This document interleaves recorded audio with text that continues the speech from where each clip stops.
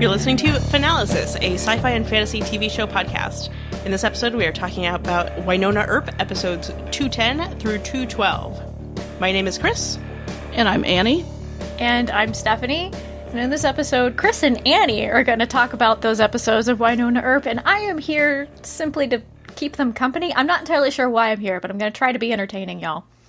So it was supposed to be for funsies, but we'll see how that goes. Yeah, so you might regret it. Stephanie normally is on our other podcasts about, we do Killjoys together, and Kris and Stephanie do Orphan Black. But at this point, we just recorded another episode, so Stephanie has kindly stayed on to be our color commentator / troll moderator for me to make sure I don't go off the rails like I normally do. Haha. I guess I should specify at the beginning here, I have seen none of these episodes. I have a vague awareness of what has happened, but I have seen none of them.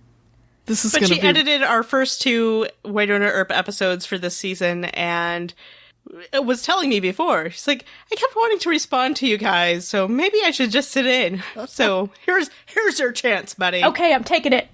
Okay, this is going to be really fun. So what did you think of these episodes, Annie?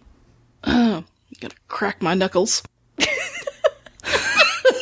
Because you really need your knuckles for talking. I do. Wait a minute, that sounded weird. Okay. I'm just getting mentally ready, y'all.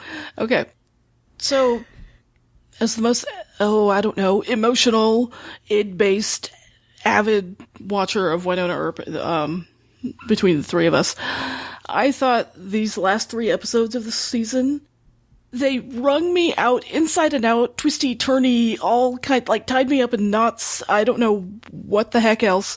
Like, emotional roller coaster, washing machine type of stuff. It was a lot for me. It was very emotionally trying, because episode 210, where Nicole almost dies, I was like, sobbing, screaming, oh, God, shut up, Stephanie. Okay, but thank you for the gas. That was my expressing surprise that Nicole almost died. But it's the hot of way hot. She's like the most beloved character, arguably. Not really. And anyway, but seriously, I had a friend say later, I wish you had recorded yourself reacting to that episode. And I'm like, I would have knocked the phone over. I was all over the place. I'm surprised you didn't record yourself. I did the next episode for 211, but I don't want anyone to see it because I screamed a lot like a girl. So you are a girl, Annie. Because you are one. I know, but I'm not I was like girly screaming. I'm a very butch person. I don't do girly screams, but apparently you do. Apparently I do. When everybody went into your normal screams like much manlier? Like what? I'm so curious they're now. all pretty girly. I just. God. Oh, this is going. Or is it like a baby? No, but my screams are. Anyway, 211 brought a lot of girly screams out of me because it opens an alternate universe with everybody dying, or at least Way Hot and Jeremy dying in the barn when the barn explodes. And then they have to figure out how to get Wynonna back because she's been erased from existence. And then they managed to do that, but then Bobo has come back and he's with the widows, and Wynonna's about to give birth, and oh God. So, but it's a lot. I'm really sweating right now describing this. But is it girly sweating? It's manly sweating. It smells like man sweat. Okay.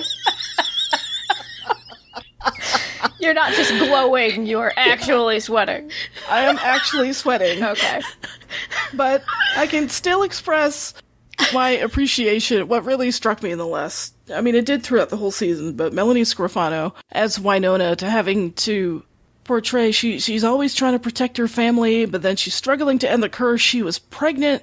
Melanie herself was pregnant from before the season even started shooting. She did the whole season.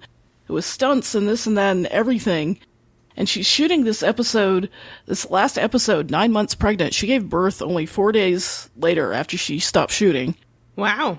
But for her to, portray Wynonna in this last episode with, having to protect everybody, to kill the widows, and then to give birth.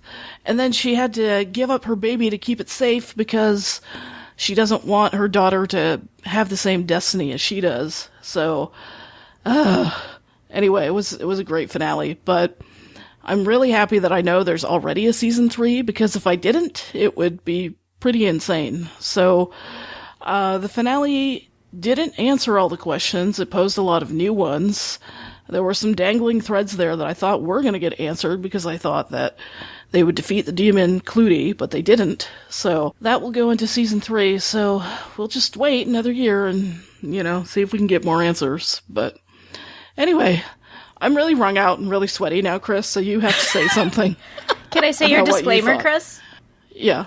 Sure. Okay, so disclaimer, folks. Kris is not as into the show as Annie is. She is a casual viewer, so she will not have as many strong, girly emotions as Annie did. Oh, God. Sweaty emotions. I was going to say, Annie's emotions sounded very painful. They did. They were. I did not have painful emotions. I'm actually kind of not sure how to feel about this group of episodes. I have kind of mixed feelings about a lot of stuff. For example, there was the return of Rachel and Trill. I'm not sure if that's how you pronounce her name. I'm sorry. But she was the actor who played the blacksmith in the first season. Beloved blacksmith. We have strong feelings about her. I was going to say, if you've been listening, you know that I'm still pretty bitter about the blacksmith dying in the first season. So I thought there was going to be a lot of story there, and it was going to be really interesting. And then she died, and that was the end of it. So I'm glad that the actress is back, but the thing is, it was such a soap opera turn, which doesn't necessarily bother me.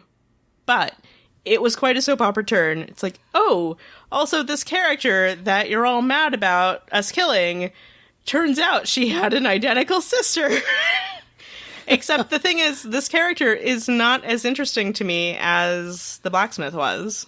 And also kind of a jerk, maybe? I don't know. Did she survive the episode? Yes, she did. So that's something? I don't know.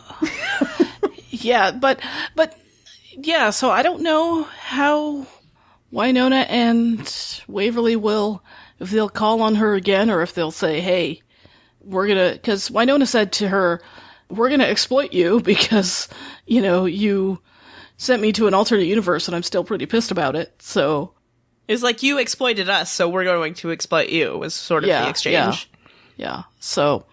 But yeah, I hope she'll be back. I mean, the actress and the character, maybe, I don't know, maybe she'll find a little redemption. I mean, she did say to them, I'm never going to bother you guys again. I learned my lesson. Well, and there was like the whole part about how, I think they said something about how they liked her sister better, and she said, the good parts of me died with her.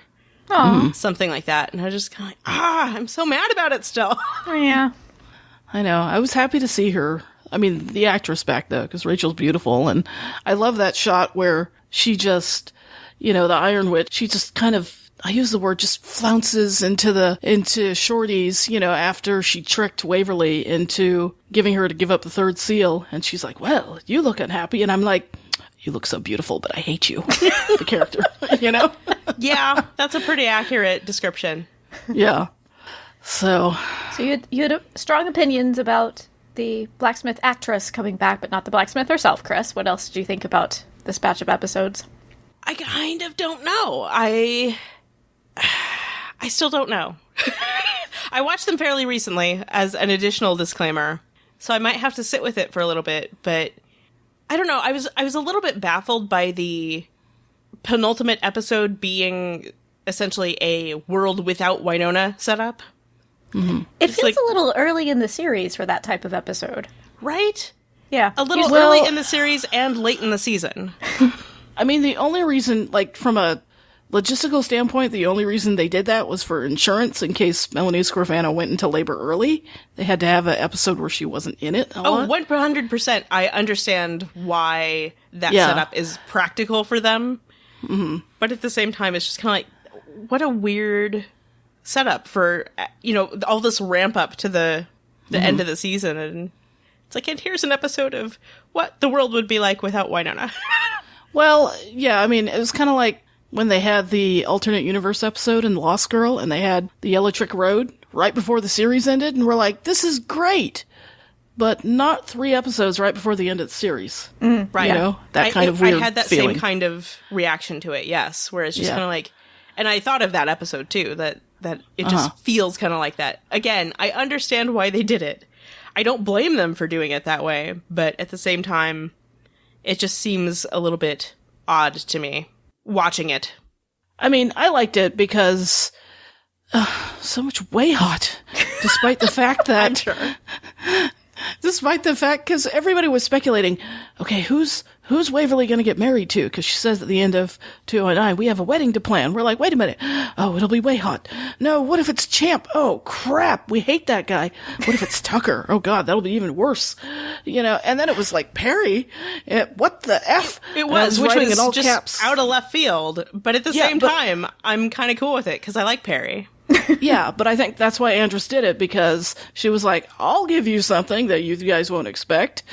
So, but the fact that Nicole and Waverly were still having awkward, intimate, conversations in patrol cars, and Nicole saying, yeah, I think I do just about anything, or she goes, yeah, I'd do anything to you, with you, or for you. Yeah, that too. So, but, Emily Andress did confirm, they're the kind of people who will find each other no matter what. And I'm like, my romantic shipper heart, it's true. So that was my takeaway from that episode. And that opening scene was awesome, with them shooting through all the revenants and stuff, until the barn exploded, and then I screamed like a girl, and that is on camera somewhere. No one will ever see it. But and he's like, I'm going to tempt you with the knowledge that this exists and then deny it to you. I know. It's okay. But, it's good in my head. I'll treat it like a flashback. I don't need the flashback. I have the image, and that's enough. Okay, but for context for this setup between Waverly and Nicole, Stephanie, it's like the Tabula Rasa episode of Buffy. Oh, that's a good episode. But I mean that, like, the exchange between Willow and Tara in that, where, at some point she's talking to, I think it's to Dawn, she says something like, I think I'm kind of gay. Gay, yeah. Yeah. Waverly says virtually the same thing. It's phrased ever so slightly differently, but she says it on the phone to Perry. Yeah, also, I think I'm gay. Call you later. I was like, I see you making that nod to Tabula Rasa. Well, that's what everybody kept referring to that I do not know as a Buffy fan, that all the fans were referring to that episode before it aired, before this Wynonna Earp episode aired. And I'm like, okay, there's going to be a Buffy rewatch for all the Wynonna fans who have not watched Buffy that I will join, so I can finally get on the Buffy train, so I will finally understand it. So, which reminds me, I need to sign up for that email list, because otherwise I have no idea what episode we're going to be on, and boy, I hope that Buffy is still on Netflix, otherwise I'm screwed. I don't think it is. Didn't they take it off? I don't think it is. I know, I had that thought, and I'm like, what am I going to do? I can send you my DVDs if you need me to, Annie. Okay, thank you. So, anyway, but what I liked were, in the alternate episode, the scenes between Bobo and Waverly are always so creepy. Bobo's creepy. Yeah. But there's great chemistry there. I hear that Michael Eklund, everybody always says he rehearses, and just goes all over the place. The actors don't know what he's going to do, that it's really interesting and fun to play with. But what is this connection between him and Waverly? Because Waverly later walks across the line with the baby, so she doesn't have revenant blood. So, and then Bobo says, well, I never said she was my daughter, but he calls her kin. So what does that mean? I don't know. Because Waverly's not an Earp based on the DNA tests. So it's like... But Bobo was married in his original life, wasn't he? Was he? I don't remember. I was thinking he was, but maybe I'm misremembering. I don't know. I'm just saying, maybe he had a kid originally, right. So maybe she's not his daughter. Maybe she's his great whatever. I don't know. That's true. Throwing it out there. Well, Though I thought that Kris made a good point, though, saying that not being able to cross the Ghost River Triangle doesn't sound like a heritable trait to me. So does that really prove that she's not part Revenant? I guess so, but... Yes, thank you. I'd forgotten that I said that. I thought it was a good point. Well, yeah. But so it means she can still leave the Ghost River Triangle, though, that she doesn't have any Revenant in her. So does it that's mean a that, good though? thing, right? That's my question. Does it actually mean that? From what we know. She's not currently so a Revenant, but that doesn't necessarily mean she wasn't descended from one. But the point I had made last episode was that you become a Revenant by being shot by Peacemaker. Mm-hmm. But that's not a genetic trait, necessarily. Oh, I get it. Yeah, I get what you're saying. Yeah. Because, like, the curse is inherited, the Earp curse, but we don't know that the Revenant, that being a Revenant is... Passed down in the same way. Genetics. Like, she could still be related to Bobo, but not shot with Peacemaker. Exactly. Yeah, okay. Yeah. Well, that's pretty scary then, so... Everybody was relieved, and now you're worried again. You're welcome. Yeah, thanks. Thanks a lot. Because it seems like that Ward Earp is not her father, and is Mama Earp even her mother? Like, she could have no relation to the Earps at all. But she's still, I don't know, something. Because it's amazing that now we find out, as people have suspected for a while, is Peacemaker sentient? Because... when Waverly picks it up and tries to shoot Rosita, and Wynonna is talking to Peacemaker saying, you've, got to get your stuff together, and then she screams Peacemaker, and Peacemaker turns blue and shoots Rosita, and I'm just like, what? Why did it work that one time with Waverly when Waverly isn't 27, she isn't the heir, she isn't an Earp? But and then also, right after did Rosita get shot? Well, I had to look because I thought the bullet reflected off her or she somehow deflected it, but she got grazed by it on the forehead. So, okay. Yeah, I thought, I didn't think she got shot. I couldn't really see it, so. Well, like, she didn't get sucked back into hell, so no, I figured she didn't actually get shot. Because, well, to be sucked into hell, Wynonna has to shoot him in between the eyes. So if the bullet deflected her, went off, and she just kind of got nicked by it, but it was enough to make her retreat. So, yeah. I mean, why did Peacemaker listen to Wynonna? Why did it glow blue? Why did it only work for Waverly temporarily? Because then it burned and she had to drop it. But I still think Waverly has some kind of, obviously, connection to the Earps, or does she even, have some kind of power, or what? I don't know. Well, didn't Peacemaker act funny for Wynonna when Wynonna first got it, too? Yeah. So, I mean, who knows? Well, Emily, she calls it, she says it's like a horse, where sometimes it's stubborn and it doesn't quite work the way you want it to, and sometimes it listens to Wynonna, so it's very temperamental, but it seems to kind of have its own kind of sentient consciousness at times, but not always. Well, that'd be helpful, though, if Wynonna can command it to work sometimes for other people when need be. Right. But only in incredibly desperate situations. Right. I don't know. But I mean, it's the first time we've seen this happen. Really need it to work. Yeah. Yeah, that's true. That's true. So, but we mentioned Rosita, and I can kind of understand her motivations for turning against Wynonna, because she's a Revenant, and she was trying to protect herself, and she's scared, but I was really surprised by that turn, and I was like, I don't want her to be an enemy of the Earps. That was disappointing. Yeah, and same here. Yeah, I know you were saying the same, Kris. Yeah, because, I mean, I feel like when they introduced her, there was a certain amount of suspicion, just because, who is this new person, right? Mm-hmm. Yeah. And then they made us trust her, because she befriended Waverly, and they seemed to really get along. And she saved her life. I know people got all upset about that, but look, they were friendly. I'm making it worse. I don't mean to make it worse. But you're right, Annie. I mean, she was actually helping. They seemed to be having a good, supportive conversation, right? And then she literally saved her life. And she really fit in with the gang, and she really seemed to, have feelings for Doc. that seemed like a big turning point where she was really starting to be integrated into the group and helping with the missions and stuff like this. And so the fact that they had her turn traitor in the last episode really just bothers me. Mm-hmm. Do you think she could be redeemed? I hope so, because I don't want the third season to be just Wynonna chasing her and having to shoot her. Yeah, I don't know. It's hard for everybody. It's hard for them because they consider her a friend, but then Wynonna can't break the curse. But maybe they can find a way to maybe they can find a way in a third season to turn a Revenant back to human again. I don't know. I was going to say, it feels like it would, even if she didn't turn on them, it was always going to be a difficult situation if Wynonna wanted to break the Earp curse, right? Because she would have to kill somebody that she had come to trust a bit. Right. Wynonna, well, that was part of what made her betray them, was that Wynonna said, okay, you help us and I'll kill you last, was the deal that she made with her. Right.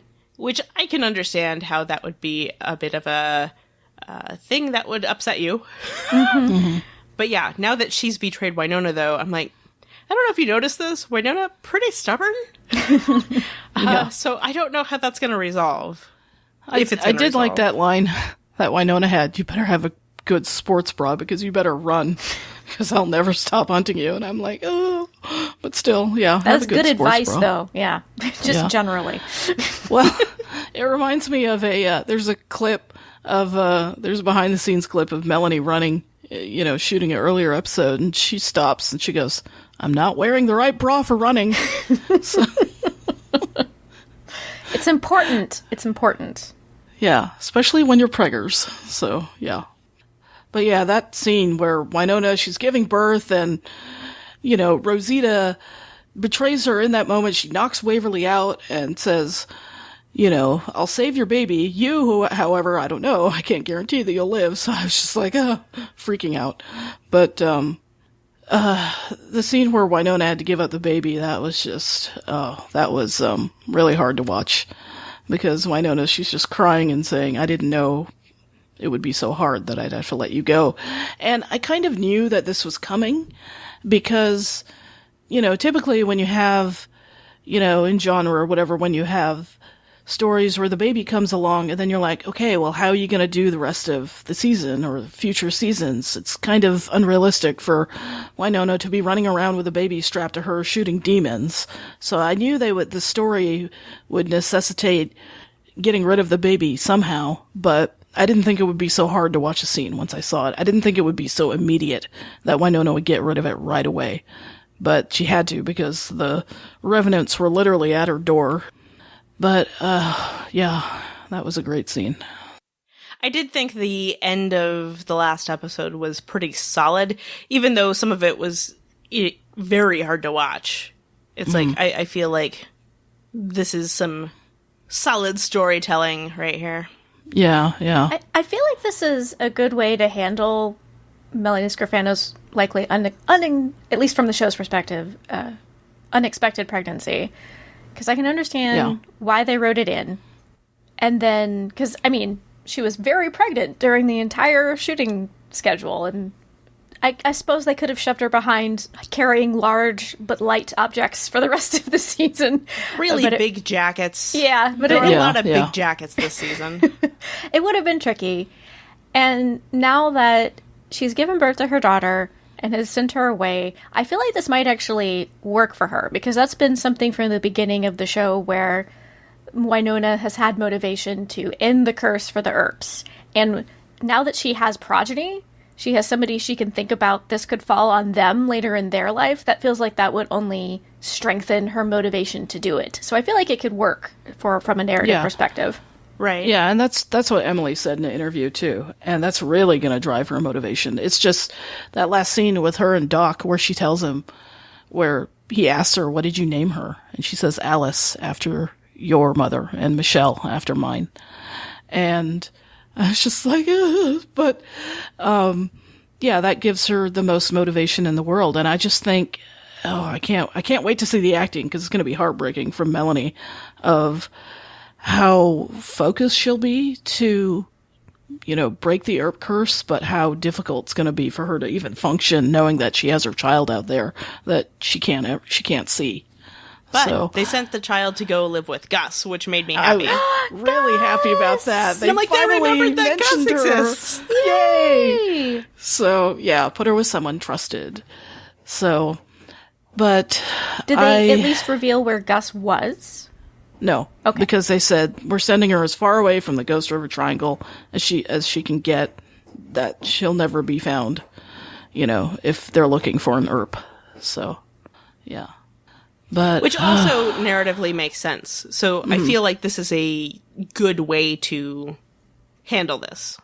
But I'm wondering now, what will the series do when it ends, if it ends when they want it to end, the showrunners? Meaning, will it just end with Wynonna breaks the curse and then sees her daughter, who's like 2 or 3 at that point, and doesn't know her? Oh, that'd be heartbreaking. Yeah. But, so, I don't know. But I was kind of glad that, as far as we know that, that her daughter is human, that she's not Revenant, because then that would have really screwed up the plan. She wouldn't have been able to leave the Triangle at all. Again, assuming that the curse is heritable. Yeah.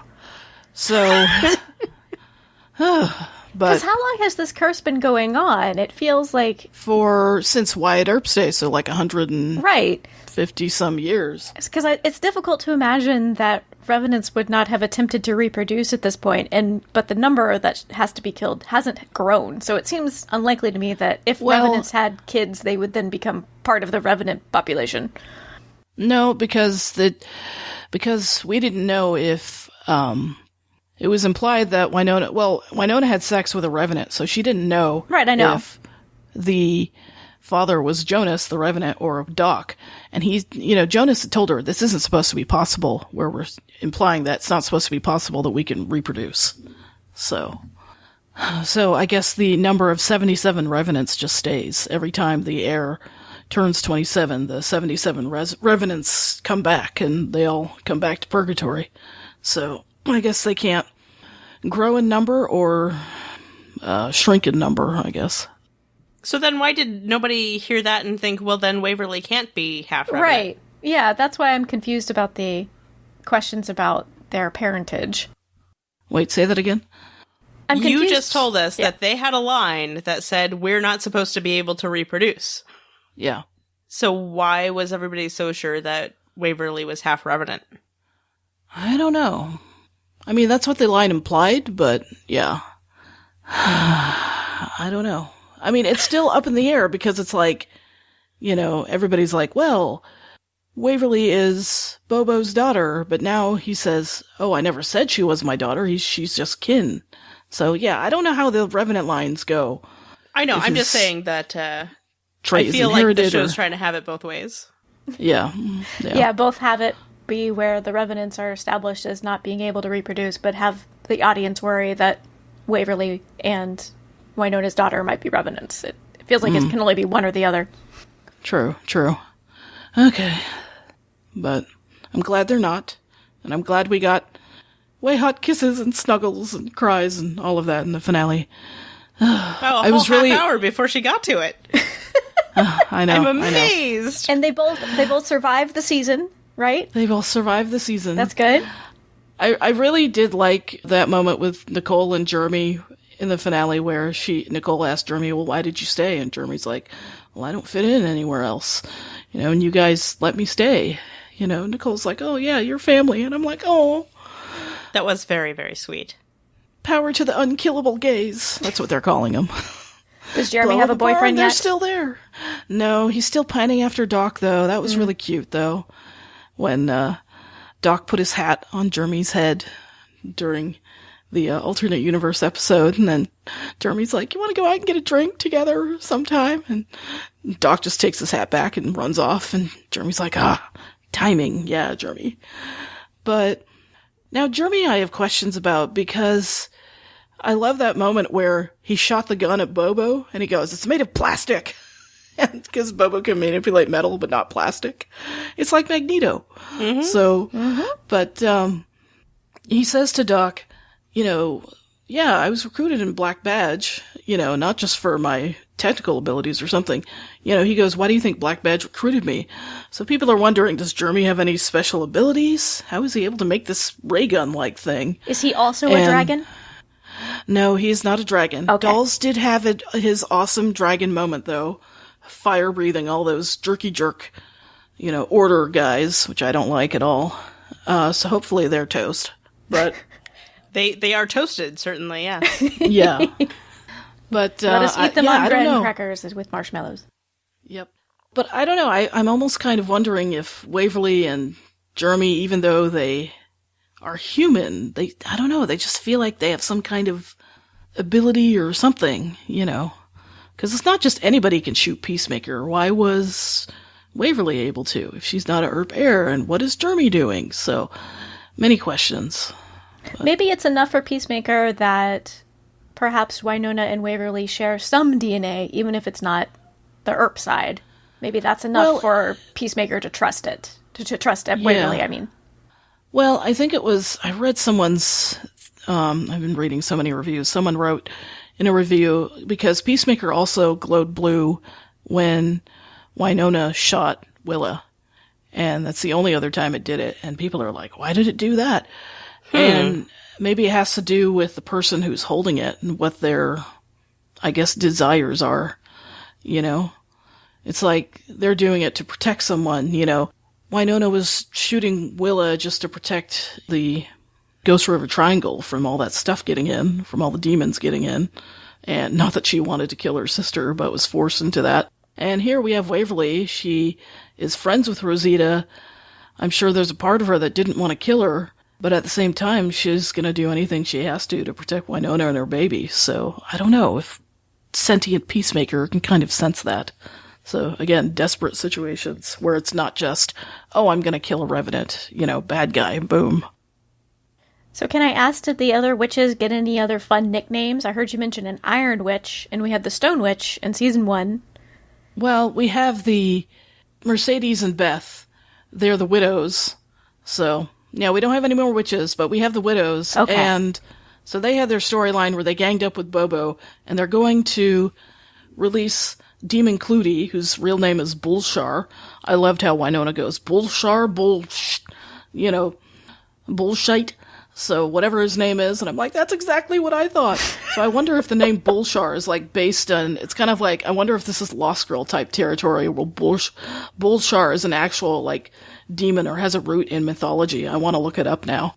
So Bobo and the Widows team up to release Bullshar, but then at this point, Widow Mercedes is like, I've had enough of you guys, and chops off Bullshar's hand, takes his ring, and resurrects from falling apart Mercedes to Gandalf Mercedes with the long hair and the flowing, fans that just blow her hair everywhere. And she has great cleavage. Where has that been hiding all season?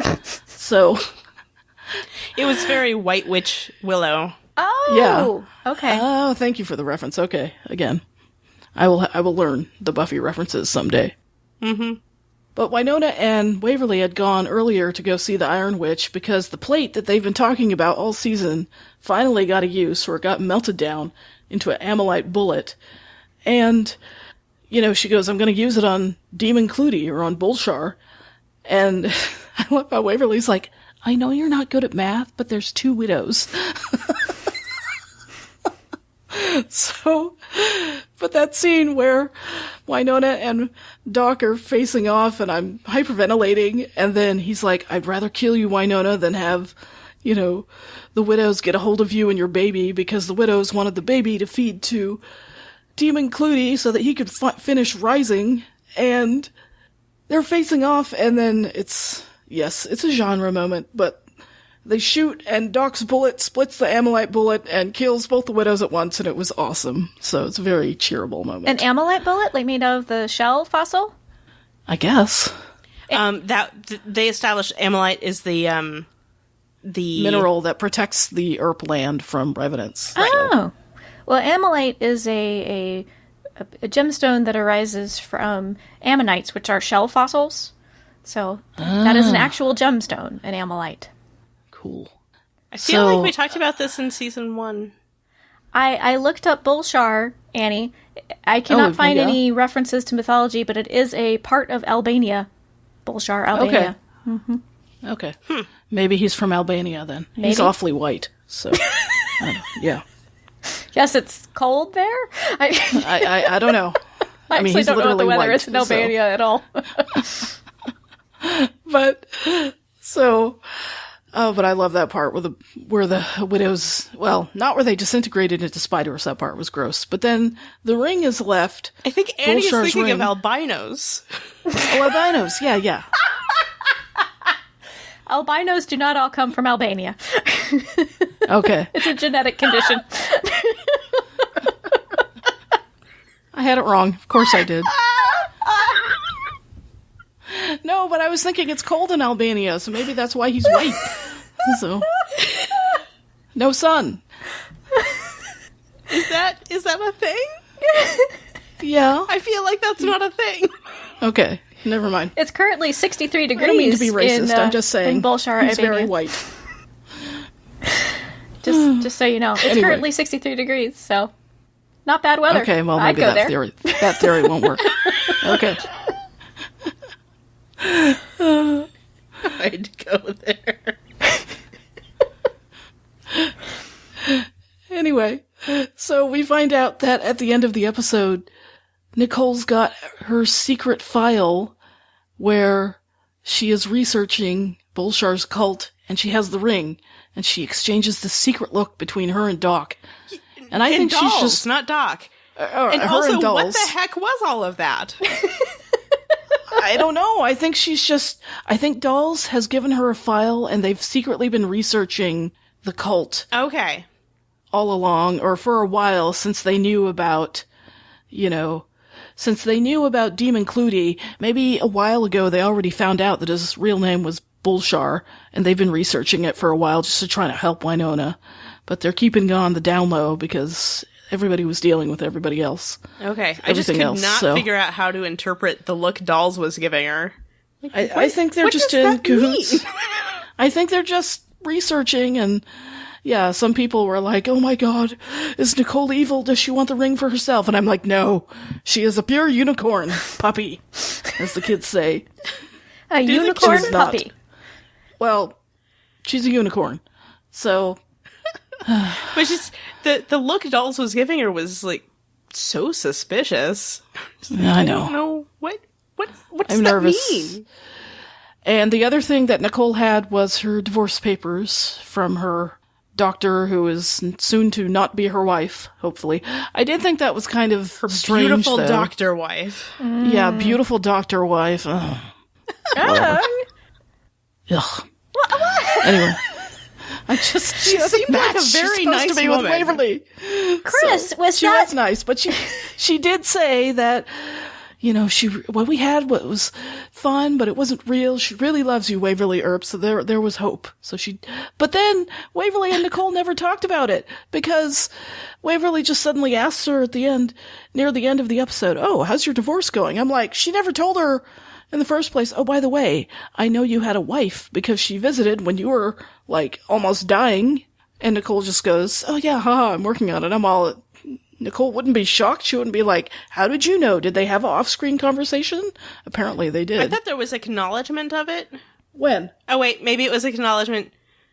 There's so many things that happened because there was an exchange where they didn't mention specifically what they were talking about, but I Nicole know, that's apologizes, true. and I was for a second I was like, about not telling her you were married. Oh wait, she's probably apologizing for keeping Waverly's mail and opening it.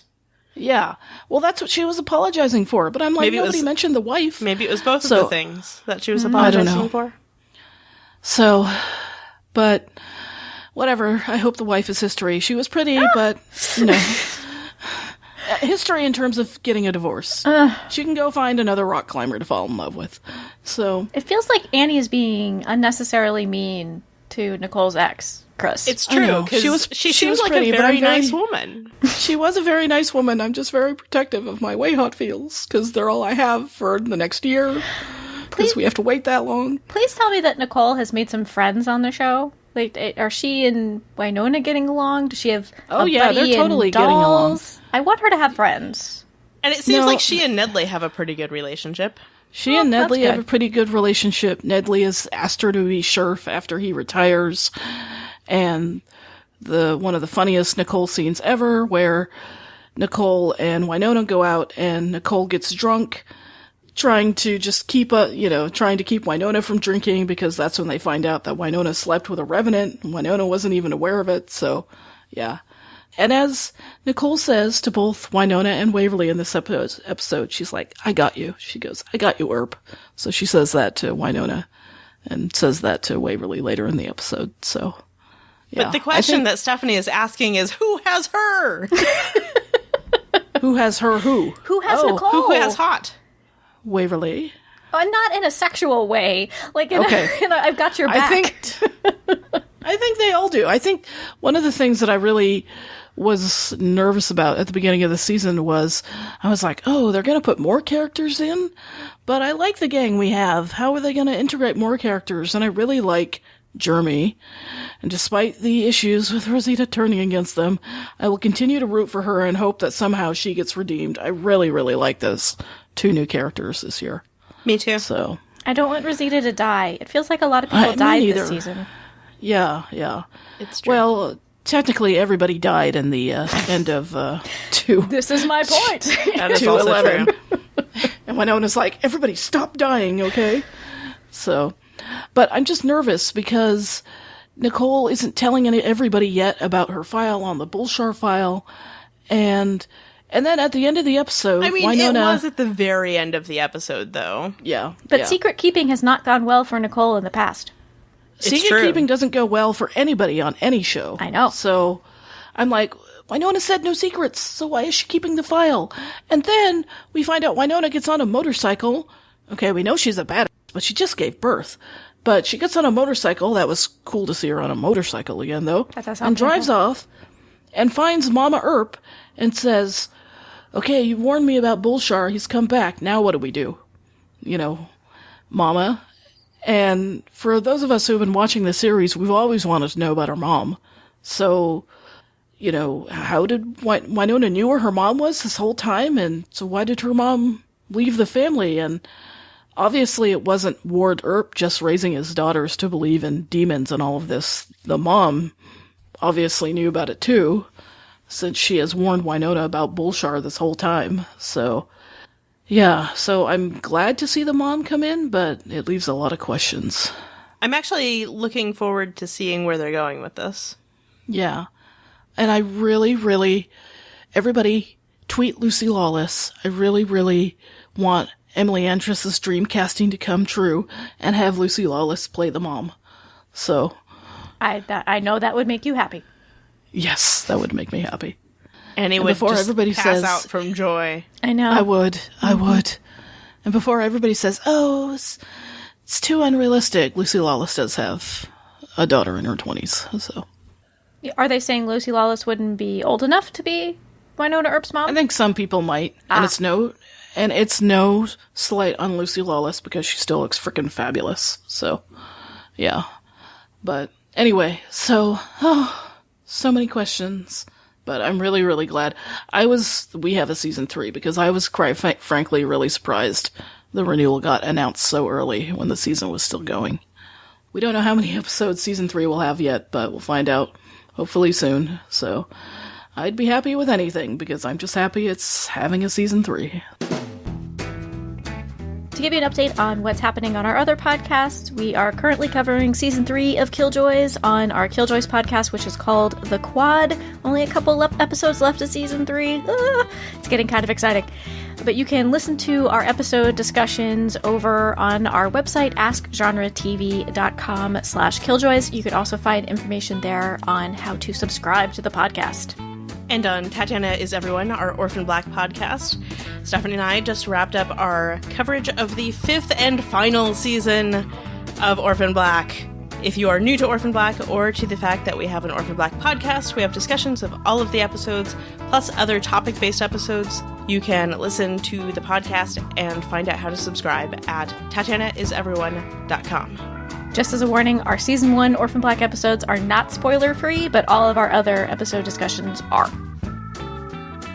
Well, thanks you guys for joining me and trying to keep my emotions in check for this episode of Finalysis. It went okay. I'm still really sweaty with man and woman sweat right now, so that just I'm gonna go shower. But anyway, but thank you for joining me. Sentence. Okay. Who is with you right now? Okay, never mind. Is there anybody there besides your cat? No. Okay, well, thank you guys for joining me, and helping me rein in some of my emotions. I'm covered in girly sweat right now, and I really need to shower. So this is what happens when I talk about Wynonna Earp. I get a little too excited. I have to say it was really fun watching the finale this past week. I joined a bunch of Bay Area Earpers, and it was, nice to watch with my tribe because we all screamed, cried, and jumped and everything all at the same moment, so it was quite fun. Wait a second, though, Annie. Are you saying that you're sweaty because you're way hot? I'm always way hot. It's on my leg. It's true. It's literally a part of me. I'm always way hot. We'd love to hear your thoughts about these last few episodes of Season 2 of Wynonna Earp. You can send those to us in a couple ways. You can email feedback at askgenretv.com. You can also call our listener voicemail line at 972-514-7223. We are on Twitter at AskGenreTV. Finalysis is part of the Ask Genre TV family of podcasts. We have other podcasts for Killjoys and Lost Girl and Orphan Black and a number of other shows. You can find all of those over at our website, AskGenreTV.com. But thank you for joining me, and thanks for listening.